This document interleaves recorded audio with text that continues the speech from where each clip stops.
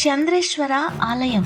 నీళ్లలో మీ నీడను చూడగలగాలి. ఒకవేళ చూడలేకపోతే ఈ గ్రహానికి మీరు వీడ్కోలు చెబుతున్నట్లే. చంద్రుడి చక్రం 27 రోజుల కొన్ని గంటలు కాబట్టి 3 చక్రాల్లో ఈ శరీరం అంతమవుతుందా లేదా అనేది సులభంగా తెలుసుకోవచ్చు. కాశీ విశ్వనాథ్, దీని విశిష్టత ఏంటి? సరి అయిన పదార్థంతో దీర్ఘ వృత్తాకారాన్ని సృష్టిస్తే అది చాలా కాలం జీవిస్తుంది.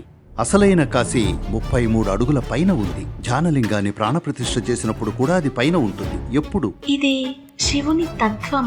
స్వర్గానికి వెళ్తున్నామని ఇక్కడికి వచ్చేవారు తప్పుడు ప్రదేశానికి వచ్చినట్లే. దాని వద్ద సాధన చెయ్యాలి. మీరు అభివృద్ధి చేసుకోవాల్సిన ఏకైక విషయం గ్రహణశక్తి. అసలైన కాశీ విశ్వనాథ లింగం పురాణాల కన్నా పురాతనమైంది. దండయాత్రల సమయంలో పగలగొట్టబడింది. దాదాపు 3 సార్లు పూర్తిగా నేలమట్టం చేశారు. ఒక సంస్కృతి స్ఫూర్తిని దెబ్బతీయాలంటే వారు పూజించేదాన్ని ధ్వంసం చేయాలి. దాని శకలం కొన్ని సమాధుల కింద ఉందని నమ్ముతారు. అవిముక్తేశ్వర దండయాత్రల నుండి రక్షించడానికి ఆ పేరు మార్చారు. నమస్కారం జోహి. నమస్కారం సద్గురూజీ. ఈ అద్భుతమైన అవకాశం ఇచ్చినందుకు చాలా ధన్యవాదాలు. మీతో కలిసి కాశీని సందర్శించే, ఇంకా ఈ ప్రదేశాన్ని లోతైన పరిపూర్ణమైన దృష్టికోణం నుండి చూసే అవకాశానికి. సద్గురూజీ, మేము ఈ ఉదయం ఒక చక్కని గుడికి వెళ్ళాము. ఆ చంద్రేశ్వర ఆలయం. అక్కడ ఒక బావి ఉంది. ఇంకా ఆ బావిలో శుభప్రదమైన రోజుల్లో ఆ నీరు తాగడం చాలా మంచిదని అంటారు. చాలా మేలు చేస్తుందంటారు. ఇంకా వాళ్ళు చెప్పేది ఏంటంటే నీళ్లలో మీ నీడను చూడగలగాలి. ఒకవేళ చూడలేకపోతే 40 రోజుల్లో ఈ గ్రహానికి మీరు వీడ్కోలు చెబుతున్నట్లే అంటారు. చంద్రుడి మీదకు వెళ్తున్నారా? దాని అర్థం అదేనా? కావచ్చు. అదే మిమ్మల్ని అడగబోతున్నాను. ఎక్కడికి వెళ్తారు?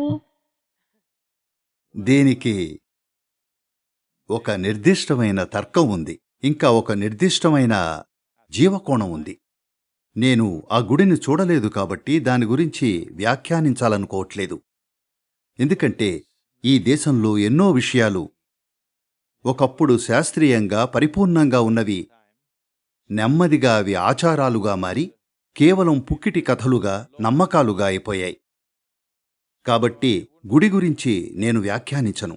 40 రోజులను ఒక మండలం అంటారు. ఎందుకంటే తెలుసా, చంద్రుని చక్రం 28 రోజులు. మన తల్లుల గర్భకోశాలు, ప్రపంచంలోని స్త్రీలందరూ కూడా మన తల్లులు 28 రోజుల చక్రాల గుండా వెళ్తారు ఆరోగ్యంగా ఉంటే. అందువల్లే మనం పుట్టాం. ముందు తరాల వారు మనకు జన్మనివ్వాలంటే చంద్రుని చక్రంతో అనుసంధానమై ఉండాలి. అప్పుడే అది సాధ్యం. అలా చంద్రుడికి, పుట్టుకకు, మరణానికి సంబంధం ఉంది. గర్భధారణకు 40 నుండి 42 రోజులు పడుతుంది. క్షమించండి, గర్భధారణ జరుగుతుంది. ఆ తరువాత పచ్చిగా చెప్పాలంటే కేవలం మాంసపు ముద్దగా ఉన్నది జీవంగా మారడానికి 40 నుండి 42 రోజులు పడుతుంది. 40 రోజులు అనేది జీవం ప్రవేశించే సమయం. అందుకే ఆ తర్వాత బిడ్డకు అబార్షన్ చేయకూడదు. ఇలాంటి నమ్మకాలన్నీ ఎందుకంటే అది జీవంగా మారింది. అంతకుముందు అది మీ శరీరంలో ఒక ఆకృతి మాత్రమే. కాబట్టి ఆ కాలం సరిగ్గా చంద్రుని 1.5 చక్రాల సమయం. చంద్రచక్రం 27 రోజులు ఇంకా కొన్ని గంటలు, అవునా? కాబట్టి లెక్కిస్తే ఇది 40 రోజులు కొంచెం పైగా ఉంటుంది. అలా మీ జీవిత సహజ ప్రక్రియ ద్వారా మీరు ముగింపుకు వస్తూ ఉంటే మీ చక్రం ఎలా సాగుతుందో పరిశీలిస్తే అది కనుక మనం సాధారణంగా ఈ 28 రోజులను 2 చక్రాలుగా చూస్తాం, అవునా? మన అవగాహన కోసం పౌర్ణమి నుండి అమావాస్య, అమావాస్య నుండి పౌర్ణమి. కాబట్టి 3 చక్రాల్లో సులభంగా ఈ శరీరం అంతం అవుతుందా లేదా అని తెలుసుకోవచ్చు. ఎంతోమంది ప్రజల్ని చూసి చెప్తారు, ఈ వ్యక్తి ఈ గడువును దాటి బతకడని. అది అలాగే జరుగుతుంది కూడా. కొన్నిసార్లు ప్రమాద మరణాలు కూడా అలా జరుగుతాయి. వారు చెప్పగలరు, సాధారణంగా చెప్పలేరు, కానీ కొన్నిసార్లు చెప్పగలరు. కానీ సహజ మరణం గుండా వెళ్లబోతున్న వారికి 40 రోజులేమిటి, అంతకంటే చాలా ముందే చెప్పచ్చు. చాలా ముందే. ఇంకా నేను వివరాల్లోకి వెళ్ళను, ఎందుకంటే ప్రజలు ఏవేవో ఊహించుకోవడం మొదలుపెట్టి తమను తాము భయపెట్టుకుని ఇతరులను భయపెడతారు. ఇతర సంకేతాలు కూడా ఉన్నాయి. ఒక వ్యక్తిని చూసినప్పుడు కొన్ని విషయాలు లేకపోతే దానర్థం చాలా తక్కువ సమయం మిగిలిందని. కానీ ఈ విషయాల గురించి మాట్లాడితే ఇది ప్రజల్లో భయాందోళనలు సృష్టిస్తుంది. ప్రజలు అన్ని రకాల విషయాలను ఊహించుకోవడం ప్రారంభిస్తారు. కాబట్టి ఈ చంద్ర దేవాలయం పేరు చూసి చెప్తున్నాను. నేను గుడి చూడలేదు, అదేమిటో నాకు తెలియదు. కానీ పేరును చూస్తే ఒకవేళ అది అలాంటి చక్రీయ ప్రక్రియ కోసం ఏర్పాటు చేయబడితే అలానే చేసి ఉండొచ్చు. దాన్ని అలా ప్రతిష్ఠించి ఉంటే అదొక సాధనం అయి ఉండొచ్చు. అది తెలుసుకోవడానికి నేను ముందే చెప్పినట్లు వ్యక్తి తన గ్రహణ శక్తిని ఒక స్థాయికి పెంచుకోగలిగితే తనకి ఏ సాధనాలు అవసరం లేదు. కానీ అవసరమైన గ్రహణశక్తి లేకపోతే అప్పుడు సాధనాలు ముఖ్యం. గ్రహణశక్తి లేని ప్రజల కోసం తెలుసుకోవడానికి ఈ సాధనాలను సృష్టించుండొచ్చు. ప్రజలు కాశీకి చనిపోవడానికి వచ్చారు కాబట్టి వారికి ఎన్ని రోజులు ఉన్నాయో తెలుసుకోవాలనుకుంటారు. కాబట్టి అది బహుశా చాలా ఉపయోగకరమైన సాధనం అయి ఉండొచ్చు. ఒకప్పుడు అది ఫలితాలనిచ్చే సాధనం అయి ఉంటుందని నమ్ముతున్నాను. అవును, అదో బావి. ఈ రోజు కూడా నేను వెళ్ళి లోపలికి చూడగలను. ఇంకా అదే చెప్తున్నాను. బావి అలా చేయదు. దాన్ని ప్రతిష్ఠించిన తీరు అది సాధ్యపడేలా చేయగలదు. అదలా చేసిందో లేదో నాకు తెలీదు, కానీ చేయగలదు. ఒకవేళ చేయగలిగి ఉంటే అదొక అద్భుతమైన ఉపయోగకరమైన సాధనం అయి ఉండాలి. ఎందుకంటే ప్రజలు తమ వృద్ధ బంధువులను ఇక్కడికి తీసుకొచ్చేవారు. వారు ఎంతకాలం జీవిస్తారో తెలీదు. ఉన్నది 3 నెలల్లో, 6 నెలల్లో, 40 రోజులో, ఎన్ని రోజులో తెలీదు. కాబట్టి ప్రతిరోజు సందర్శిస్తే లేదా చక్రంలో ఒకసారి పౌర్ణమి అమావాస్యలో ఓసారి సందర్శిస్తే మీకు ఎన్ని రోజులున్నాయో తెలుస్తుంది. ఎందుకంటే చాలా విషయాలను ప్లాన్ చేసుకోవాలి. సుదీర్ఘ ప్రయాణానికి వెళ్తున్నప్పుడు కొంత ప్రణాళిక అవసరం. సద్గురూజీ, మనం కాశీకి వస్తామా లేదా కాశీ మనల్ని పిలుస్తుందా? కాశీ ఒక ఆహ్వానం. మీరు వస్తారా రారా అన్నది మీ ఇష్టం. ప్రతి ప్రతిష్ఠిత స్థలం ఓ ఆహ్వానం ఆ పార్శ్వాన్ని కోరుకునేవారికి.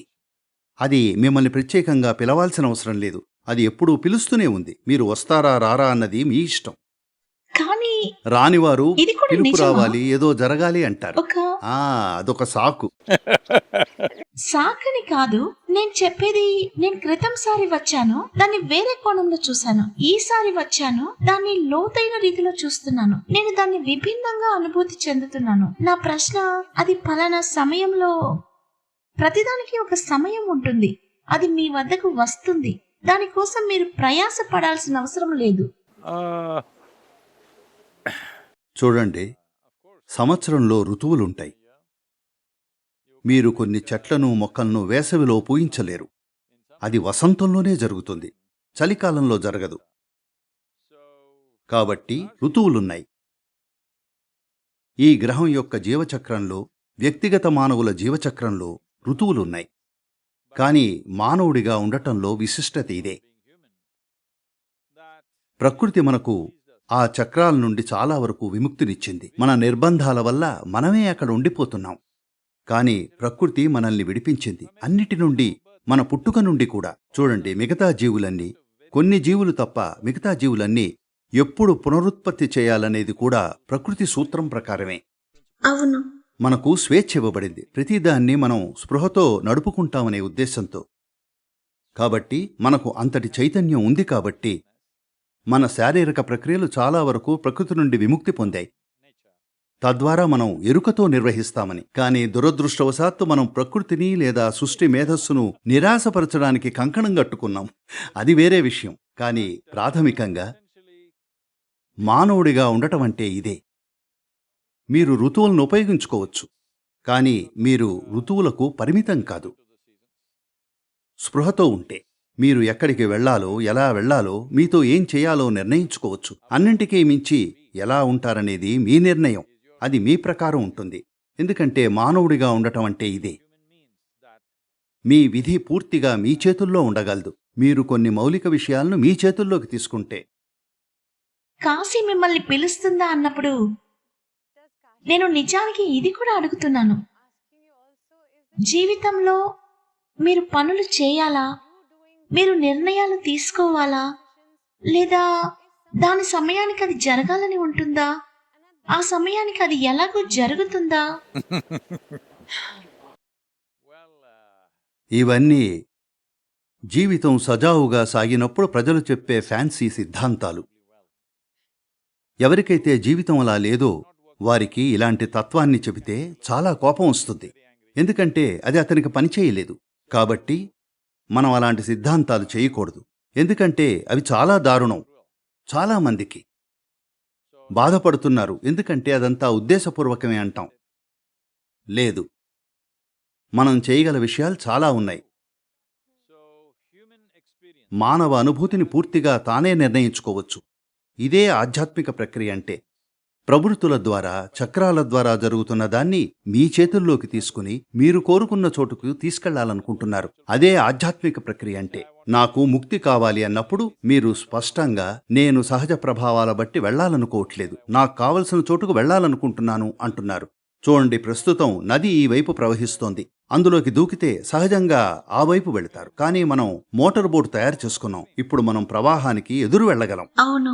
వేల ఏళ్లుగా ప్రజలు నది జోరుగా ప్రవహిస్తున్నప్పుడు వెళ్ళగలిగే మార్గం ఇదేనని నమ్మి ఉంటారు. కానీ ఇప్పుడు మనం ఈ వైపు వెళ్ళగలం. అదే మానవుడంటే. వారణాసిలోని కీలకమైన ముఖ్యమైన ప్రదేశాలలో ఒకటి కాశీ విశ్వనాథ్.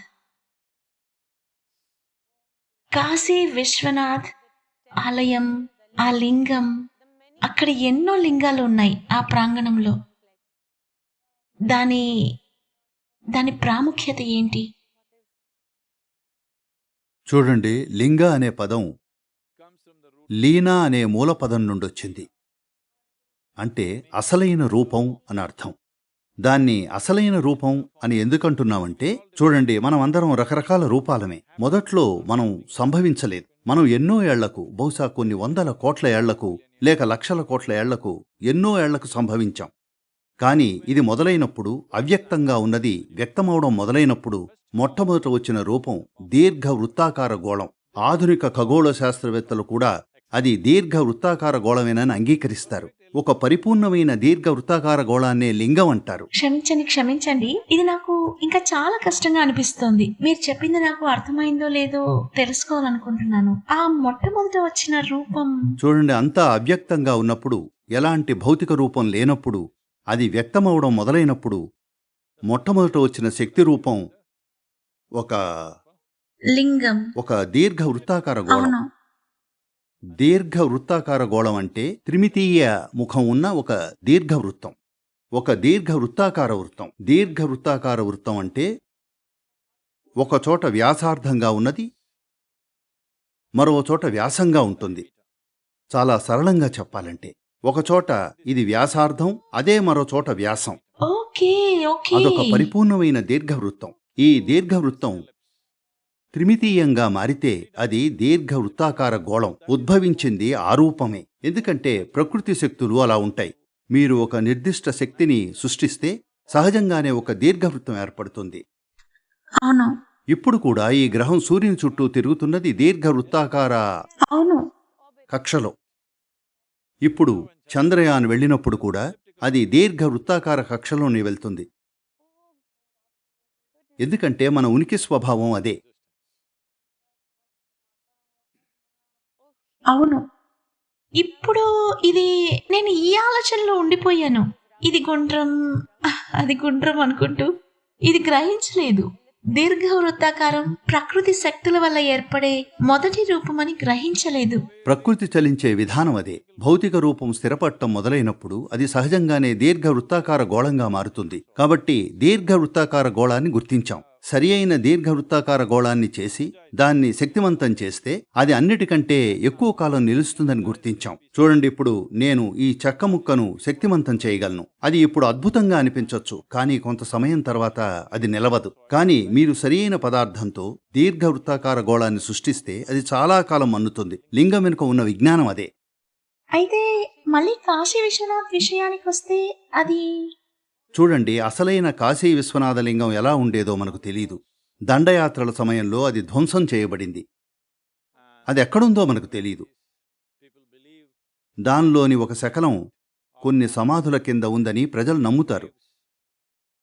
అందుకే ప్రతి మహాశివరాత్రికి ప్రజలు దానిపై కొన్ని పువ్వులు చల్లుతారు. ఎందుకంటే ఆ 3 సమాధుల కింద ఒక శకలం ఉందని నమ్ముతారు. కాబట్టి ఇది ఇటీవలి కాలానికి చెందింది. బహుశా నేను చెప్పేది సరి అయిందో కాదో నాకు తెలియదు. నేను చరిత్రకారుణ్ణి కాదు. బహుశా 1600 లేదా ఆ ప్రాంతంలో మధ్యప్రదేశ్కు చెందిన అహల్యాబాయ్ హోల్కర్ ఉన్నప్పుడు ఆమె దీన్ని తీసుకొచ్చింది. ఇదొక సహజమైన గులకరాయి. ఇది ఒక మోస్తరు దీర్ఘ వృత్తాకార గోళం రూపంలో ఉంది. ఆ రాయిలో ఒక నిర్దిష్టమైన స్పందన ఉందని కనుగొన్నప్పుడు దాన్ని తీసుకువచ్చి ప్రాణప్రతిష్ఠ చేశారు. మీరు కాశీ విశ్వనాథుడిగా చూస్తున్నది దాన్నే. ఎందుకంటే అది మనుషుల్లోని భక్తే చాలా విషయాలు జరిగేలా చేసేది. ఎందుకంటే భక్తి అనేది మీ చైతన్యాన్ని చాలా కేంద్రీకృతంగా, ఏకాగ్రంగా మార్చే మార్గం. అప్పుడు శక్తి వస్తుంది. నిన్న మీరు చూశారు, వారు చేస్తున్న ఆ సరళమైన హారతి ఎంత శక్తివంతంగా మారిందో. కేవలం దానిలో లీనమైన నిమగ్నత భక్తి వల్లే. అది కాకుండా దీన్ని ఎలా చెయ్యాలి, ఎలాంటి పదార్థం వాడాలి, ఎలా చేయాలనే దానికి ఒక విజ్ఞానం కూడా ఉంది. దానికి ఒక పూర్తి వ్యవస్థ ఉంది. కాబట్టి మీరు ఈరోజు విశ్వనాథుడిగా చూస్తున్నది బహుశా 4-5 శతాబ్దాల నాటిది మాత్రమే. అసలైన విశ్వనాథుడి కాలం ఎవరికీ తెలీదు. అది పురాణాల కంటే, ప్రపంచంలోని అన్నిటికంటే పురాతనమైందని అంటారు. ప్రపంచంలో కట్టబడిన మొదటి నగరం బహుశా వారణాసి. కానీ కాశీ విశ్వనాథ్ ఎప్పుడు కేంద్రంగా ఉండేది. అవును, నిజానికి అది అవిముక్తేశ్వరుడిగా ఉండాల్సింది. దండయాత్రల నుండి కాపాడడానికి దానికి పేరు మార్చారని అంటారు. నాకు ఖచ్చితంగా తెలీదు. కానీ కొంతమంది చరిత్రకారులు తమ పుస్తకాల్లో అలా చెప్తున్నారు. ఇది సుమారు 3 సార్లు పూర్తిగా నేలమట్టమైంది. గత 6-7 శతాబ్దాల్లో దాన్ని మళ్లీ నిర్మించారు. కానీ ఇప్పుడు దాని అసలు స్థానంలో పునర్నిర్మించలేరు. ఎందుకంటే అక్కడ మరో నిర్మాణం ఉంది. కాబట్టి ఇప్పుడు విశ్వనాథుడు ఆలయ ప్రాంగణం అంచున ఉన్నాడు. ఇదొక దురదృష్టకరమైన వాస్తవికత. అంటే విరిగింది లేదా విరగ్గొట్టబడుతూ వస్తున్నది చుట్టూ ఉన్న నిర్మాణమా? లేదు, అంతా వాళ్ళు మొదట దేవతనే విరగ్గొడతారు. వాళ్ళు విరగ్గొట్టే మొదటిది దేవతనే. మీ స్ఫూర్తిని దెబ్బతీయాలనుకున్నప్పుడు చూడండి, వాళ్ళు మిమ్మల్ని నిజంగా దెబ్బతీయాలనుకుంటే, ఎవరైనా మిమ్మల్ని దెబ్బతీయాలనుకుంటే వాళ్ళు మీ తల పొగలగొట్టాల్సిన అవసరం లేదు. వాళ్ళు మీ బిడ్డను దెబ్బతీస్తారు. అవునవును. మీ స్ఫూర్తి దెబ్బతింటుంది. ఒక స్త్రీగా మీ స్ఫూర్తి దెబ్బతింటుంది. అదేవిధంగా ఒక సంస్కృతి యొక్క స్ఫూర్తిని దెబ్బతీయాలనుకుంటే వారు పూజించేదాన్ని పగలగొడతారు. అంటే ఏ విధంగానైనా భక్తి అలాగే ఉంది ఈరోజు మనం చూడగలుగుతున్నట్టు. కానీ అది ఆ ప్రదేశం యొక్క శక్తిని ప్రభావితం చేస్తుందా? ఖచ్చితంగా ప్రభావితం చేస్తుంది. కానీ నేను చెప్పినట్లు ఈ భౌతిక నిర్మాణాలు కేవలం పరంజాలు మాత్రమే. అసలైన కాశీ 33 అడుగుల ఎత్తులో ఉంది. కానీ అది పూర్తిగా చెక్కుచెదరకుండా ఉందా? లేదు. కానీ అది ఇప్పటికీ అద్భుతంగా ఉందా? ఉంది. క్షమించండి, ఇదేంటి 33 అడుగుల ఎత్తున? ఇదిలా ఉంటుంది. ఇలా ఊహించుకోండి, మీరు 72,000 గదులతో ఓ ఇల్లు కట్టారు. నేను వచ్చి 20,000 గదులను నాశనం చేశాను. మీకు ఇంకా 52,000 గదులున్నాయి. ఒకే గదిలో నివసించేవారికి 52,000 గదుల ఇల్లు ఒక రాజభవనం. అసాధ్యమైన విషయం. కాబట్టి ఇది అలాంటిదే. లేదు కానీ లేదు, మీరు పదే చెప్పే ఈ విషయం నిన్న కూడా చెప్పారు. భూమికి 33 అడుగుల ఎత్తులో. సార్, ఏ భూమి? ఈ భూమా? అవును. కాశీ? లేదు. ప్రతిష్ఠ చేసేటప్పుడు మేము ధ్యానలింగాన్ని ప్రతిష్ఠ చేసినప్పుడు కూడా అది అక్కడ లేదు. అది పైన ఉంటుంది. ఎప్పుడు మనం సృష్టించే భౌతిక నిర్మాణం దానికి ఆధారమే. శక్తి పైన ఉందా? కొంచెం పైన. ఎప్పుడు? ఇప్పటి వరకు నాకు ఇది తెలియదు. మీరు ఇది వరకు చెప్పారు, కానీ నేను... మీకు తెలుసో లేదో, ధ్యానలింగంలోని గోపురం ఎత్తు 32 అడుగులు. అంటే మీరనేది... దీని వెనుక చాలా ఇంజనీరింగ్, గణిత శాస్త్రం ఉంది. అది నన్ను నా తర్వాతి ప్రశ్నకు తీసుకువచ్చింది. నన్ను అక్కడికి ప్రేరేపించినందుకు చాలా ధన్యవాదాలు. ఆశ్రమాన్ని ఏ విధంగానైనా వారణాసిని దృష్టిలో ఉంచుకుని రూపొందించారా, లేదా దాని ప్రభావం ఉందా? అస్సలు కాదు. నేను ఆ సమయంలో వారణాసిని సందర్శించను కూడా లేదు. కానీ ఉద్దేశం ఒకటేనా? అవును, ఎప్పుడూ ఉద్దేశం ఒకటే. ఒక ఆధ్యాత్మిక సాధనాన్ని అందుబాటులో ఉంచాలని. కానీ ధ్యానలింగం చాలా ఆధ్యాత్మికంగా ఉంది కాబట్టి ఆయన ఇతర పార్శ్వాలకు స్పందనివ్వడు. అందుకే మేము భైరవిని లింగభైరవిగా సృష్టించాం. భౌతిక శ్రేయస్సు కోరుకునేవారు అక్కడికి వెళ్తారు. కానీ నేను ధ్యానలింగం తర్వాత 12 ఏళ్లకు భైరవిని ప్రతిష్ఠ చేసినప్పుడు కూడా నేను సమస్య ఏమిటంటే ఆమె ధ్యానలింగం కంటే ఎక్కువ ప్రాచుర్యం పొందొచ్చు అన్నాను. కాబట్టి ఇప్పుడు నెమ్మదిగా ఆమె ఎక్కువ ప్రాచుర్యం పొందుతోంది. కాబట్టి ఇప్పుడు నేను ఆమెను సంవత్సరంలో 11 రోజులు మూసివేస్తున్నాను. ఆమె చాలా ప్రాచుర్యం పొందితే నేను ఆమెను నెలలో 3 రోజులు మూసివేయవచ్చు. ఆమె మరీ ఎక్కువ ప్రాచుర్యం పొందితే నేను ఆమెను నెలలో 14 రోజులు మూసేయచ్చు. ఎందుకంటే ఆమె మీలా సూపర్ స్టార్ అవ్వడం నాకు ఇష్టం లేదు. ఒక్క నిమిషం ఆగండి. ఇప్పుడు సద్గురుజీ, మీరు 5 నిమిషాల క్రితం నాకు చెప్పిన మాటపై వెనక్కి వెళ్తున్నారు. మీరు ఆర్థిక శ్రేయస్సు ఆధ్యాత్మికతకు అవసరమని అది చెప్పారు. అవసరమే. కానీ అదే ఏకైక లక్ష్యమైతే ప్రజలు ధ్యానలింగానికి వెళ్లడం మానేసి కేవలం దేవి ఆలయానికే వెళ్లడం మొదలు పెడితే ఆర్థిక లేదా భౌతిక శ్రేయస్సు కోసం అప్పుడు మేము ఆమె లభ్యతను పరిమితం చేస్తాం. ధ్యానలింగం 365 రోజులు తెరిచే ఉంటుంది. ఎప్పుడు? ఇది పక్షపాతం. నన్ను క్షమించండి. మీరు నా ఎంపిక చేసుకునే హక్కును తీసివేస్తున్నారు. లేదు లేదు లేదు మేము యోగా కేంద్రాన్ని ఒక ఆధ్యాత్మిక ప్రయోజనం కోసం నిర్మించాం. ప్రజలకు భౌతిక అవసరాలు ఉంటాయి కాబట్టి వాటి కోసం కూడా ఒక కౌంటర్ను అందిస్తున్నాం. కానీ వారు కేవలం ఆ కౌంటర్కే వెళ్తే అప్పుడు మేము ఆ కౌంటర్ను మూసివేస్తాం. అంతేగా? చూడండి, మీరు ఆశ్రమానికి వచ్చారు, మీరు ధ్యానం చెయ్యాలి, అలాగే భిక్షా హాల్కు వచ్చి తినాలి. కానీ మీరు రోజంతా అక్కడే కూర్చుంటే మేము దాన్ని మూసేస్తాం. నేను సరే, మీరే బాస్. నేను వాదించలేను. లేదు లేదు, ఇది ఒక నిర్దిష్ట ప్రయోజనం కోసం నిర్మించబడింది. అవును, మీరు కట్టారు. ఇంకా మీరు ఇదిగో ఇది తీసుకోవచ్చు, అది తీసుకోవచ్చు, కాజు తీసుకోవచ్చు, కిస్మిస్ తీసుకోవచ్చు, పగలు తీసుకోవచ్చు, రాత్రి తీసుకోవచ్చు అన్నారు. లేదు, రెండూ ఆహారమే. మీరు ఒకే ఉదాహరణను తీసుకుంటున్నారు. మీకు ముక్తి లభించగలదు, అలాగే మీ భౌతిక శ్రేయస్సును కూడా నిర్వహించుకోవచ్చు అన్నాను. నేను భౌతిక శ్రేయస్సు కోసం సాధనాలను ఎందుకు అందిస్తున్నానంటే ఇది నా నమ్మకం. భౌతిక శ్రేయస్సు ఉంటే మీకు ఆధ్యాత్మిక ప్రక్రియకు సమయం ఉంటుందని. మీరు మీ రోజు వారి భౌతిక శ్రేయస్సుతో సతమతమవుతూ ఉంటే మిమ్మల్ని ధ్యానం చేయమని అడగడం ఎలా? మీరు ఎప్పుడూ నాకు సమయం లేదు అంటారు. కాబట్టి దేవి మీకు కొంత సమయం ఇస్తుందని అనుకున్నాను. కానీ మీరు దానికి అతుక్కుపోయి కేవలం అదే కావాలంటే అప్పుడు ఇప్పటికే సంవత్సరంలో 11 రోజులు మూసివేస్తున్నాం. అవును, ఎందుకంటే ఆమె మరీ ప్రాచుర్యం పొందుతోంది. నా లక్ష్యాల పట్ల నేను చాలా స్పష్టంగా ఉన్నాను. అవును, అది కనిపిస్తుంది. అవును, ఎందుకంటే మొత్తం ప్రపంచాన్ని చూస్తే ప్రపంచంలో ఎక్కడైనా ఒక్క ప్రదేశంలో కాదు, ప్రపంచంలోని ప్రార్థనలేమిటి? ప్రియమైన దేవుడా, నాకిదివ్వు, అదివ్వు, రక్షించు, కాపాడు. ఇది మీకు ఆధ్యాత్మికతలా అనిపిస్తోందా, లేదా మీ మనుగడ కోసం పనిచేయమని అడగడమా?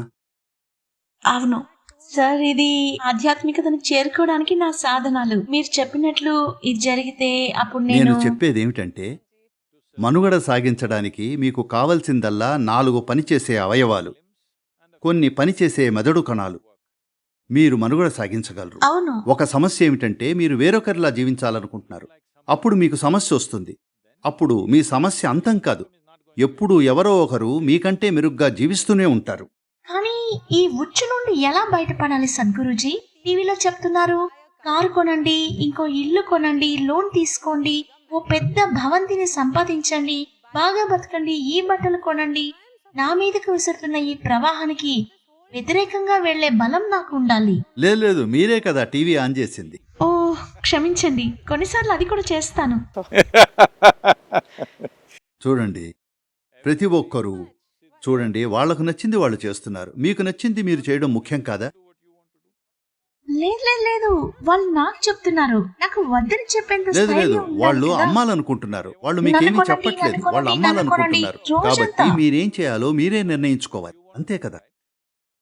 చూడండి, దేవి ఇంకా ధ్యానలింగం విషయానికి వచ్చినప్పుడు ఎంపిక సంగతి ఏమిటి అన్నారు. మరి ఇక్కడ ఆ ఎంపిక సంగతి ఏమిటి? సరే, నేను వేరే చెప్పాలనుకుంటున్నాను. ఇది న్యాయం కాదు. ఈ ఆధ్యాత్మిక మార్గం ఇంకొంచెం సులభంగా ఉండుంటే, మీరు దీన్ని ఇంకొంచెం సులభంగా చేసి మాకు ఇలా చెప్పి ఉంటే, చూడండి ఇది లేదా అది అంటే అది సరళంగా ఉంటుంది. అది ఎంతో సంక్లిష్టంగా ఉంది. నాకు అసలు వారణాసి అర్థమే అది కావట్లేదు. అత్యంత సరళమైన విషయం. దీనికోసం మీరు కాశీ వెళ్ళక్కర్లేదు. ఊరికే ఏమీ చేయకుండా కూర్చుంటే మీరు ఆధ్యాత్మికంగా ఉన్నట్టే. కానీ మీరు కూర్చుని షాపింగ్ చేస్తున్నారు మీ మనసులో. అమెజాన్లోనో ఫ్లిప్కార్ట్లోనో దేంట్లోనో లేకపోయినా మీలో ఫ్లిప్ చేస్తూ ఉన్నారు. ఊరికే ఇక్కడ కూర్చుని ఏమీ చేయకపోవడం కన్నా సరళమైంది ఇంకేదైనా ఉందా? లేదది బాగుంది. నేను మీకు చెప్పాలనుకున్నాను. ఈ లేదు, ప్రశ్నకు సమాధానం బాగుంది. చెప్పండి. ఏమీ చేయకపోవడం కన్నా సరళమైనది కానీ ఇంకేదైనా అప్పుడు ఉందా? తర్వాతి భోజనం దొరుకుతుందో లేదో నాకు భరోసా ఉండదు. నా గురించి మాత్రమే మాట్లాడట్లేదు. ఎవరో ఒకరు నాకు సహాయం చేస్తారని తెలుసు. కానీ ఇంకో వ్యక్తి అలా నిశ్చలంగా కూర్చోగలగాలంటే వాళ్ళకి తర్వాతి భోజనం ఎక్కడి నుండి వస్తుందో తెలియకపోతే. అందుకే నేను చెప్పాను, ఎవరికైతే తర్వాతి భోజనం ఎక్కడి నుండి వస్తుందో తెలీదో నేనంత అనుచితంగా ప్రవర్తించను. వాళ్ళ దగ్గరికెళ్ళి కూర్చుని ధ్యానం చెయ్యండి, ముక్తిని వెతకండి అన్ను. అందుకే ఈ సామాజిక కార్యక్రమాలన్నీ. లేకపోతే నేను సామాజిక కార్యక్రమాల్లో ఎందుకు పాల్గొంటాను? నేను సామాజిక కార్యక్రమాల్లో పాల్గొంటున్నాను ఎందుకంటే ఇప్పటికీ గణనీయమైన జనాభాకి తిండికి, చదువుకి, ఆరోగ్యానికి దేనికి సరి అయిన ఆధారం లేదు. కాబట్టి మేము పాఠశాలలు, ఆసుపత్రులు, ఇది అది అన్ని రకాల పనులు ప్రారంభిస్తున్నాం. నాకు ఇవి చేయాలని లేదు. ఒకవేళ ఈ పనులన్నీ ప్రైవేటు సంస్థలు లేదా ప్రభుత్వ సంస్థలు చేసి ఉంటే నేను ఒక్క పాఠశాల లేదా ఆసుపత్రి కూడా మొదలు పెట్టేవాణ్ణి కాదు. ఎందుకంటే అది నా పనో అభిరుచో కాదు. నా పని ఏమిటంటే ఒక వ్యక్తి ఒక మానవుడిగా వికసించేలా ఎలా చేయాలో చూడటం. కానీ దాన్ని ఎలా చేస్తాం? వాళ్లకు ప్రాథమికమైనవి లేనప్పుడు. కాబట్టి ఇప్పుడు మేము ప్రాథమికమైన వాటిపై దృష్టి పెడుతున్నాం. అది నా పని కాదు, కానీ అదే నేను చేస్తున్నాను. కూడా మిమ్మల్ని అడగాలనుకున్నాను సద్గురుజీ. ఒకానొక రాష్ట్రం లేదా రాష్ట్రాల ప్రజలకు తాగడానికి నీళ్లుండేలా కూడా చూడాలి. అవును. ఇది నా పనా? ఇది నా పని కాదు. ప్రతి ఒక్కరూ సద్గురు మీరెందుకు వీటి కోసం తల బద్దలు కొట్టుకుంటున్నారు అని అడుగుతున్నారు. నేను వాళ్లకు తాగడానికి నీళ్లే లేకపోతే ధ్యానం చేయమని ఎలా చెప్పగలను అన్నాను. అది నిజం. మళ్ళీ అది దానికి వస్తుంది. సద్గురుజీ, నేను మిమ్మల్ని అడగాలనుకున్నాను. అంటే మీరు కేవలం ఒక చోట కూర్చుని అలా ఉండగలరు, కానీ మీరు అలా ఊరికే ఉండగలరా? అవును, ఉండగలను. కానీ అప్పుడు చేయాల్సిన పని చాలా ఉంటుంది కదా. పని అనేది నాకు ఎంపిక. నాకు పని చేయాలనే నిర్బంధం లేదు. అలాంటిదేమీ లేదు.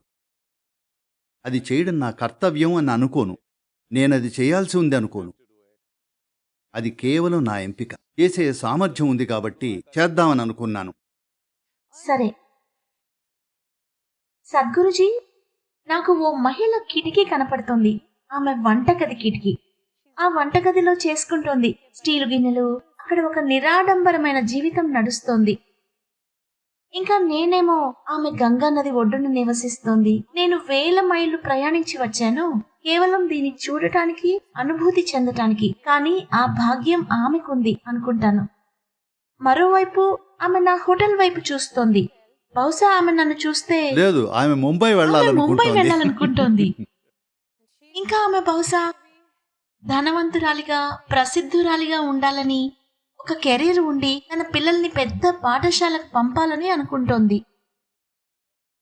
కాబట్టి నేను ఆమెను చూస్తూ వావ్, ఎంత మంచి ప్రదేశం, ఎంతటి వరం అనుకుంటున్నాను. కానీ అటు నుండి చూస్తే తను ఇటు చూసి అలానే అనుకుంటోంది. నేను ముందు చెప్పినట్లు జీవితంలో సూక్ష్మమైన విషయాలు, ముఖ్యంగా అతీతమైనవి, అవి సందర్భోచితంగా మారేది కేవలం మనుగడ భద్రంగా ఉన్నప్పుడే. ప్రజలు నన్ను సద్గురు, ఈ దేశంలో ఆధ్యాత్మిక ప్రక్రియను పునరుద్ధరించడానికి మార్గం ఏమిటి అని అడుగుతూనే ఉంటారు. నేనంటాను ఆర్థికాభివృద్ధి, ఆర్థికాభివృద్ధి, ఆర్థికాభివృద్ధి. ఎందుకంటే విస్తృతమైన ఆర్థికాభివృద్ధి ఇంకా ఆర్థిక శ్రేయస్సు అవసరం. అప్పుడే ఆధ్యాత్మిక ప్రక్రియ వృద్ధి చెందుతుంది. ఆ విధంగానే ఈ భూమి అటువంటి ఆధ్యాత్మిక ప్రదేశంగా మారింది. ఎందుకంటే వేల సంవత్సరాలుగా ఇక్కడ ఆర్థిక శ్రేయస్సు ఉంది. అందువల్ల ప్రజలు ఇంకేదో వెతకగలిగారు.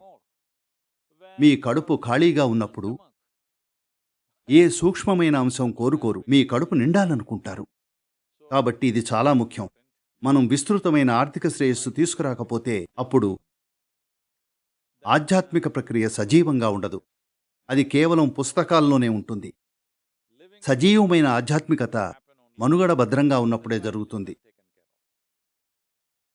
అది అలా ఉండగా సద్గురుజీ ఏమంటారంటే, మన దేశంలో అంతగా లేని వాళ్ళు కూడా సంతోషంగా ఉండగలుగుతున్నారు. ఎందుకంటే వాళ్ళకి ఈ సాంస్కృతిక.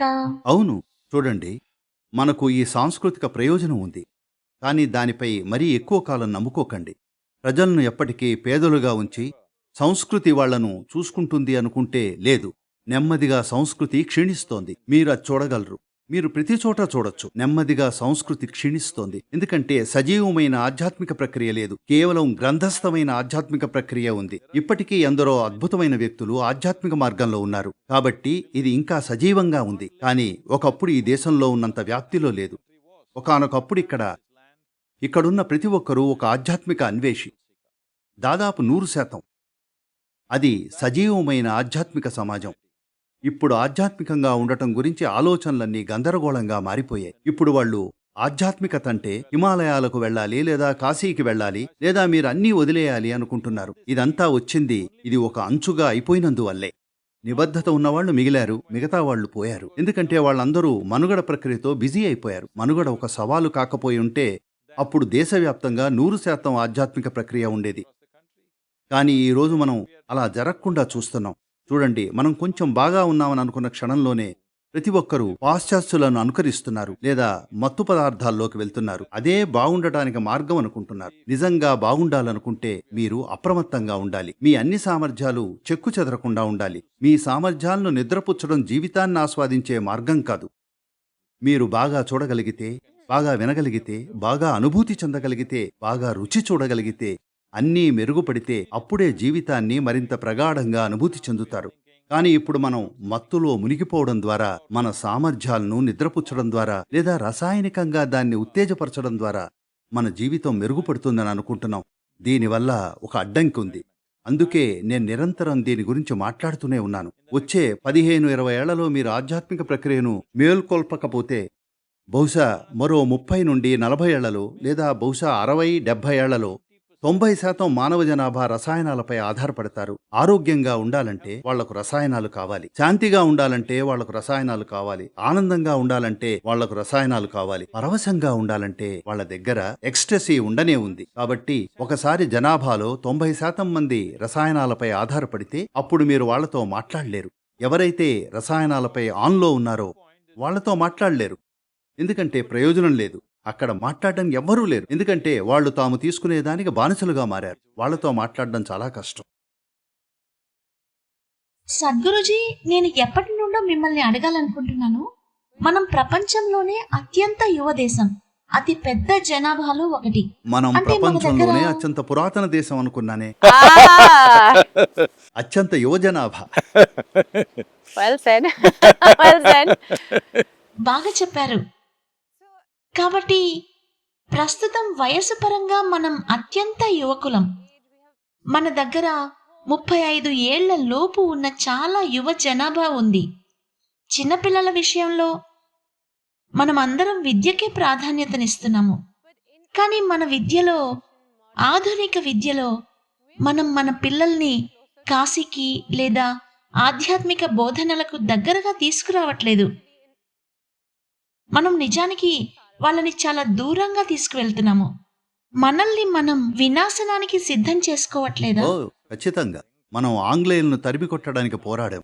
కానీ ఇప్పుడు ప్రతి ఒక్కరూ విద్య కోసం లండన్ వెళ్తున్నారు. ఎందుకంటే ఏదో విధంగా పాశ్చాత్య నాగరికతలు ఉన్నతమైనవి అని మన మనసులో పడిపోయింది. ఈ ఆలోచనకి ఎలా వచ్చాం? కేవలం వాళ్ళు మనకంటే ఆర్థికంగా మెరుగ్గా ఉన్నారు కాబట్టి. అంతే.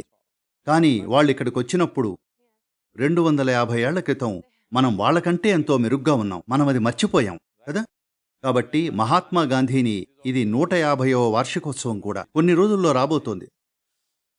మహాత్మా గాంధీని పాశ్చాత్య నాగరికత గురించి మీరేమనుకుంటున్నారు అని అడిగినప్పుడు ఆయన అది ఒక మంచి ఆలోచన అన్నారు. మరి నిజమేంటి? నాకు నిజం లేదు, లేదు. చెప్పండి. మనం ఆర్థిక శ్రేయస్సుని ఆధిక్యతగా పొరబడుతున్నాం. అది చాలా తప్పు. ఈ సంస్కృతి విశిష్టత అదే. చూడండి, ఈ చిన్న దేవాలయంలో ప్రజలు ఓ, కూర్చున్నారు. అవును. వాళ్ళు మీలా ఉండాలని ఆశించరు. వాళ్ళు పట్టించుకోరు. ఎందుకంటే వాళ్ళు దీన్ని ఆధిక్యతగా అనుకోరు. వాళ్ళు కేవలం సరే అది మీ జీవన విధానం అంటారు. చూడండి, ఇప్పుడు వాళ్ళు సంతోషంగా ఉన్నారు. వాళ్ళు వాళ్ళ మంత్రాలు జపిస్తూ, గంగను తాకుతూ, వాళ్ళ దైవంతో ఉంటూ వాళ్ళు సంతోషంగా ఉన్నారు. అవును. ఎందుకంటే వాళ్ళు ఆర్థిక శ్రేయస్సుని ఆధిక్యతగా అనుకోరు. ఎక్కడో మనం తప్పుగా అర్థం చేసుకున్నాం. ఆర్థిక ఆధిక్యత అది అన్ని రకాల నీచమైన చర్యలతో రావచ్చు. ప్రతిసారీ కాదు. కానీ చాలా దేశాలు ధనవంతమైంది ఇతర దేశాలకు భయంకరమైన పనులు చేయడం ద్వారానే. అవునా? కాబట్టి అది ఆధిక్యత అనుకుంటే అప్పుడు మనం ఆ చర్యలన్నింటినీ సమర్థిస్తున్నట్టు. ఇతర ప్రజలను బానిసలుగా చేసే చర్యలన్నీ, ఇతర సంస్కృతులను, దేశాలను నాశనం చేయడం, ఇవన్నీ చేయడం పూర్తిగా సరే అనేస్తాం. ఆర్థిక ఆధిక్యత నిజంగా ఆధిక్యత అని అనుకున్న క్షణంలో అది ఆధిక్యత కాదు. అది కేవలం వారి దగ్గర ఉన్నది ఎక్కువ, కానీ జీవిస్తున్నది తక్కువ. తక్కువతోనే ఎక్కువ జీవించొచ్చు. మీరు చెప్పింది నాకు చాలా బాగా అర్థమైంది. కానీ ఆంగ్లేయులు వెళ్ళిపోయి 72 ఏళ్లయ్యింది, కానీ బానిసత్వం మన మనసుల నుండి ఇంకా పోలేదు. అవును, మనం ఇంకా ఇంగ్లీష్ చెప్పే బడులకే పరిగెడుతున్నాం. బయట చూస్తే కాశీలో చాలా మందే ఉంటారు, కానీ ఎక్కడికెళ్ళినా, ఏ గదిలోనైనా, ఏ కాన్ఫరెన్స్లోనైనా భారతీయుల్లా కనిపించేది నేనొక్కడే. పైగా నన్ను వింతగా చూస్తారు, ఎందుకంటే వాళ్ళంతా 40 డిగ్రీల ఎండలో సూట్లు టైలు వేసుకుని వాళ్ళేదో తెలివైన వాళ్ళని అనుకుంటారు. So when is this going to? When is We're all this working going to change that. దాన్ని మార్చడానికే మేమంతా పనిచేస్తున్నాం. ఇది యువతకు సంబంధించింది. వాళ్ళను బలవంత పెట్టద్దు. వాళ్లకు వివరించండి ఈ వాతావరణంలో వేసుకోవడానికి ఏది ఉత్తమమైందో. నేననుకోవడం నేటి తరం మెల్లగా కాస్త మారుతోంది, కానీ ఇప్పటికీ చాలామంది ఉన్నారు. ఇప్పటికీ పాశ్చాత్యంగా ఉండటమే ఆధునికత అనుకునేవారు. పాశ్చాత్యం ఆధునికత కాదు. మేము పశ్చిమానికి వ్యతిరేకులం కాదు. పర్వాలేదు, ఫలానా విషయం చేపట్టాలనుకున్నప్పుడు కొన్ని పనులు చేయాలనుకుంటారు. కొన్ని దుస్తులు పర్లేదు, ఒక నిర్దిష్ట వ్యవహార విధానం పర్లేదు, కానీ ప్రతిదీ ఈ విధంగానే చేయాల్సిన అవసరం లేదు. నేను ప్రపంచాన్ని తూర్పు పడమరులుగా చూడను. ప్రశ్నల్లా మన జీవితాన్ని మనం తెలివిగా నడుపుకుంటున్నామా లేదా నాకు ముఖ్యం అదొక్కటే. నేను ఈ సంస్కృతితోనూ ఆ సంస్కృతితోనూ అనుబంధం పెట్టుకోలేదు, కానీ ఒక మానవుడికి జీవితాన్ని తెలివిగా నడుపుకోవడం చాలా ముఖ్యం. నేను ఇంకా ప్రయత్నిస్తూనే ఉన్నాను. దానికి చాలా టైం పడుతుంది. అంటే దీనికి చాలా మీ తొలి జీవితంలో ఒక 15-20 ఏళ్ల పాటు ఒక నిర్దిష్టమైన సమాచారంతో మీ మీద దాడి చేస్తారు. ఆ తర్వాత మీకు తెలుస్తుంది సత్యం మరెక్కడో ఉందని. ఆపై మీరు రూపాంతరం చెందడానికి ప్రయత్నిస్తారు. ఇది నేను నా జీవితంలో సగంలో ఉన్నాను. చూడండి, మౌలికమైన లోపం ఇందులోనే ఉంది. వాళ్ళు మిమ్మల్ని ఇలా నమ్మించారు. మన విద్య స్వభావం, దాని నిర్మాణం, పాశ్చాత్య విద్య అలాంటిది. వాళ్ళు మిమ్మల్ని ఇలా నమ్మించారు. జ్ఞాపక శక్తే మేధస్సు అని. అవును, ఇదే మౌలికమైన లోపం. జ్ఞాపక శక్తే మేధస్సు అని అనుకున్న క్షణం మీరు మీ జ్ఞాపక శక్తిని వాడి మీ మేధస్సుని వాడుతున్నానని అనుకుంటారు. ఈ విషయం మరీ ఎక్కువైపోయింది. జ్ఞాపకం అంటే పాత సామాను. అవును, నిన్నటి విషయాలు, చచ్చిపోయిన విషయాలు, వాటిని గుర్తుంచుకున్నారు. అవును, గుర్తుంచుకోవడం మంచిదే, ఎందుకంటే అది సమాచారం, కానీ అది మేధస్సు కాదు. అవును. సమాచారం మేధస్సు కాదు. నేను చెప్పడానికి ప్రయత్నిస్తున్నది అదే. మరి సరైన విద్య అంటే ఏంటి? మీకు మనవరాళ్ళు ఉన్నారా జూహి? మనవరాళ్ళు ఉన్నారా? వాళ్ళ కోసమే ప్లాన్ చేస్తున్నా. వాళ్ళు కూడా ఇదే దారిలో వెళ్ళకూడదని. వాళ్ళ జీవితాంతం పనులు చేస్తూ మళ్ళీ వాటిని సరిదిద్దుకుంటూ ఉండటం నాకు ఇష్టం లేదు. వాళ్ళు మొదటి నుండి సరైన మార్గంలో చేస్తే బాగుంటుందని నా ఉద్దేశం. కాబట్టి ముందు నేను నేర్చుకోవాలి, అందుకే నేను అర్థం చేసుకోవాలి. విషయం ఇది. మనం అద్భుతమైన మానవులుగా ఉండాలనుకుంటున్నామా, లేక అద్భుతమైన మరేదోగా ఉండాలనుకుంటున్నామా? ఇది మనం నిర్ణయించుకోవాలి. అద్భుతమైన పులిగా ఉండాలనుకుంటున్నారా? నేను అడుగుతున్నది, మీరొక క్రూర మృగంలా ఉండాలనుకుంటున్నారా? వెళ్ళి పట్టి తెచ్చుకో అన్నట్టుగా. ఎందుకంటే ఇప్పుడు ప్రతిదీ అలాగే ఉంది. ఆటల్లో కూడా ఒక మంచి షాట్ కొట్టగానే ఇలా చేస్తున్నారు. ఎందుకు? అది సహాయపడదు. అది బాగా ఆడటానికి సహాయపడదు. వ్యాపారంలో కూడా వాళ్ళు ఇలా వెళుతున్నారు. ఎందుకు? ఎందుకంటే క్రూరమృగంలా ఉన్నప్పుడు మీరు అద్భుతమైన వారనుకుంటున్నారు. లేదు, మీరు ఒక మానవుడిగా మారాలి. మానవుడిగా ఉండటంలో ఉన్న ప్రాముఖ్యత ఏమిటంటే, అది మిగతా జంతువులన్నిటికీ ఆవాసాలు, సరిహద్దులు ఉంటాయి. సరిహద్దుల ప్రకారమే జీవిస్తాయి. ఇప్పుడు మీరు కాశీలో ఒక వీధి కుక్కను చూస్తే అది ప్రతి చోట మూత్రం పోస్తూ ఉంటుంది. దానికి ఏదో యూరినరీ ట్రాక్ట్ ఇన్ఫెక్షన్ ఉందని కాదు. అది తన మూత్రరాజ్యాన్ని నిర్మించుకుంటోంది. సరిహద్దు లేకుండా అది జీవించలేదు. అది దాని సహజ ప్రవృత్తి. మానవుడిగా ఉండటం అంటే మనం మన సరిహద్దులను దాటి వెళ్ళగలం. మనం ఎలాంటి సరిహద్దులు గీసుకోవాల్సిన అవసరం లేదు. శారీరక కార్యకలాపాల కోసం మనం ఒక సరిహద్దు పెట్టుకోవచ్చు, కానీ మన ఆలోచన, భావోద్వేగం, చైతన్యంలో మనకు సరిహద్దు అవసరం లేదు. ఎందుకంటే చైతన్యం అంటే అదే. శరీరానికి సరిహద్దు కావాలి, చైతన్యానికి సరిహద్దు అవసరం లేదు. ఇదే ఆధ్యాత్మిక ప్రక్రియ అంటే. శరీరానికి సరిహద్దులు కావాలి, ఆధ్యాత్మికతకు సరిహద్దులు అవసరం లేదు. కాబట్టి మానవుడిగా ఉండటంలోని ప్రాథమిక సారం ఏమిటంటే, మీరు మీ సరిహద్దులను దాటి వెళ్లాలనుకుంటున్నారు. ఇందువల్లే దీన్ని మనం కోరిక అంటాం, ఆశయం అంటాం, విజయం అంటాం. ఏమనన్నా ప్రాథమికంగా మీ ప్రయత్నం ఏమిటంటే మీరు అపరిమితంగా విస్తరించాలనుకుంటున్నారు, కానీ దాన్ని మీరు వాయిదాల్లో చేస్తున్నారు. చైతన్యం యొక్క మలబద్ధక వ్యక్తీకరణ అంటాను. కొంచెం కొంచెంగా విస్తరిస్తారు.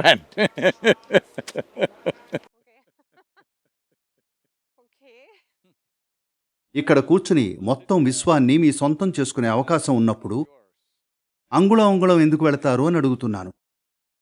మీరు అంగుళం వెళితే అసంతృప్తితోనే చనిపోతారు. ఎందుకంటే ఇది నాకు నెమ్మదైన ప్రక్రియలా ఉంది. అక్కడికి ఇంకా వేగంగా వెళ్ళాలనుకుంటున్నాను. కేవలం మీకు మాత్రమే కాదు, ప్రతి ఒక్కరికి అంతే. సద్గురుజీ, నేను గంగ పక్కన కూర్చుని, గంగా ఎందుకు? ఎందుకంటే ఈ గ్రహం మీద ఇదే అత్యంత స్వచ్ఛంగా అనిపిస్తోంది. ఆ ఆలోచన తప్పు. కేవలం గంగ పక్కన కూర్చుని ధ్యానం చేస్తే మీరు అన్నీ ముంబైలో వాటంతట ఉంటారు, అక్కడ ఒక జరగవా? పెద్ద సముద్రమే ఉంది. గంగ కూడా సముద్రాన్నే కదా వెతికేది. మీరు సముద్రం దగ్గర కూర్చోవచ్చు. కొంత మద్దతు కావాలనుకున్నప్పుడు కొన్ని ప్రదేశాలకు వెళతారు, కానీ మీ గమ్యం గంగలో గాని కాశీలో గాని లేదు. మీకు అవసరమైంది మద్దతు. ప్రజలకు ఆ మద్దతు అవసరమైంది. ఎంతో మంది జ్ఞానులు, ఎంతో మంది విజ్ఞానులు ఉండేవారు. కాబట్టి ఒకప్పుడు దానికోసం వెతుక్కుంటూ వచ్చారు. ఇప్పుడు మనం వెతుక్కుంటూ వస్తున్నది సృష్టించబడిన ఆ ప్రదేశం కోసం, అక్కడున్న శక్తి వ్యవస్థల కోసం. అది ఆసక్తికరంగా, ఆకర్షణీయంగా ఉంటుంది. కానీ మీరు ఏకాగ్రతతో ఉంటే మీకు ఎలాంటి భౌగోళిక ప్రదేశం అవసరం లేదు. మీ ఇంట్లోనే అది చేయగలరు. గంగ వైపు చూడాల్సిన అవసరం లేదు. విశాల ఆకాశం వైపు చూడొచ్చు. సముద్రం గంగ కన్నా పెద్దది. ఆకాశం ఖచ్చితంగా సముద్రం కన్నా పెద్దది. అవును, ముంబైలో ఆకాశం ఉందా? ఉంది. లేదు, ఊరికే అడుగుతున్నాను. అవును, నేను కూడా ఉంది అనేసాను. ఆకాశం ఉంటే మీకు మరేమీ అవసరం లేదు. పైగా అది ప్రతి చోట ప్రతి ఒక్కరికి ఉంది. అంటే కాశీ, వారణాసి ఇవన్నీ కేవలం మార్గాలా? అదొక సాధనం. అదొక సాధనం. నేను ఆ సాధనం సాధనాన్ని అన్నప్పుడు ఎలా వాడాలో అవును. నాకు తెలిసి ఉండాలి. అవును, చాలా ముఖ్యం. అందుకే మీరు ఇలా అంటున్నారు. ఇంతకు ముందు వచ్చినప్పుడు దాన్ని వేరేలా చూశారని, ఇప్పుడు అది వేరేలా అనిపిస్తోందని అంటున్నారు. ఎందుకంటే దాన్ని ఎలా వాడాలో ఇప్పుడు మీకు ఇంకొంచెం బాగా తెలుసు. కానీ ఇప్పటికీ నాకు నిజంగా లేదు, నిజంగా మొత్తం విషయం తెలుసా అంటే లేదు. అది చాలా క్లిష్టమైంది. అది ఎవరికైనా చాలా క్లిష్టమైంది. ఈ ఉదయం నేను లేవగానే కేవలం కూర్చుని గంగా ప్రవాహాన్ని చూడాలనిపించింది. నా యోగా, ధ్యానం చేయాలని నాకు తెలుసు, కానీ నేను దాన్ని అది మరో రోజు చేస్తాను. ఇలా ప్రవహించే గంగని నేను ఎప్పుడు చూస్తాను అనుకున్నాను. నేను ముంబైకి తిరిగి వెళ్తే అది వేరేలా ఉంటుంది. చూడు, ఇది గంగా అని మీకు చెప్పబట్టి తెలుసు, అంతే కదా? అవునండి. ఓ, ఒకవేళ మిమ్మల్ని ఓ నది దగ్గరకు తీసుకొచ్చి ఆ నదిని చూడమని చెప్తే మీరు నేను నదిని ఎందుకు చూడాలి? మీ సంప్రదాయం ఇది చాలా పవిత్రమైన నదని, ఇది జరుగుతుందని, ముక్తి లభిస్తుందని చెప్పింది కాబట్టి నది వంక తదేకంగా చూడాలనుకుంటున్నారు. లేదు, నేనలా కాదు. నేను దేన్నైనా తదేకంగా చూడటానికి సిద్ధం. జీవితం అంతా ఏదో దాన్ని తదేకంగా చూస్తూ గడిపాను. అందుకే జీవితం నాకు తన్ను తాను బహిర్గతం చేసుకుంది. ఎందుకంటే నేను ఎంచుకోలేదు. నా ముందు ఏదుంటే దాన్ని తదేకంగా చూశాను. ఓ గులకరాయి, చీమ, గడ్డిపోచ, కావేరీ నది, గంగ కాదు కావేరి. నేను కేవలం తదేకంగా చూశాను. అది నన్ను స్వర్గానికి తీసుకెళ్తుందని గాని మరేదో చేస్తుందని గాని అనుకోలేదు. స్వర్గానికి వెళ్తున్నామని అనుకుంటూ ఇక్కడికి వచ్చిన వాళ్ళు తప్పుడు ప్రదేశానికి వచ్చారు. కానీ సద్గురుజీ, మోక్షం కోసం ఒక లింగం ఉంది, ఒక ఆలయం. మీరు దాని వద్ద సాధన చెయ్యాలి. మేం వెళ్ళిన ఒక ఆలయం ఉంది. దానిపై ఒక పేరు ఉంది. అది శివుని ఆత్మ అని ఉంది. కాబట్టి ఆ ఆత్మతో విలీనం కాగలిగితే, అంటే కేవలం అక్కడ కూర్చుంటే ఒక 6 చూడండి, ఇది నెలలు. ఎలా అంటే మీరు టీవీ ఆన్ చేసి వాళ్ళు చూపించిన బట్టలన్నీ కొన్నారు. ఏది కొనాలో తెలియకుండానే కేవలం వాళ్ళు చెప్తున్నారని కొన్నారు. ఇది అచ్చం అలాంటిదే. సరే, అంటే ఇప్పుడు వారణాసి ఓ టెలివిజన్ లాంటిదా? లేదు, నేను చెప్పేది ప్రతిదానికి ఒక సామాజిక అంశం ఉంటుంది. అవునండి. ఇంకా ప్రతిదానికి మనుగడ అంశం కూడా ఉంటుంది. దానిపై బతుకుతున్న వారున్నారు. దాని ప్రకారం వెళ్ళొద్దు. అందుకే నేను చెప్పేది మీరు పెంచుకోవాల్సింది ఒక్కటే, గ్రహణ శక్తి. మీ గ్రహణ శక్తి బాగుంటే, మీ ముందు ఏదైనా ఉంటే అది మీ జీవితానికి ఒక నిర్దిష్ట ప్రాముఖ్యాన్ని కలిగి ఉందో లేదో మీకు తెలుస్తుంది. దాన్ని పెంపొందించుకునే బదులు మీరు జ్ఞాపక శక్తిని మేధస్సుగా భావిస్తున్నారని అన్నాను. ఎందుకంటే వాళ్ళు మీకు ఇది గంగా అని చెప్పారు. ఒకవేళ వాళ్ళు చెప్పకపోయి ఉంటే ఇది గంగా అని మీకు తెలియదు. నేను ఇది నైలు నది అని చెప్పుంటే మీరు బోటింగ్కి వెళ్ళాలనుకుంటారు గాని తదేకంగా చూడాలనుకో. ఓకే, చాలా ధన్యవాదాలు సద్గురుజీ. ఈ సంభాషణకు ధన్యవాదాలు.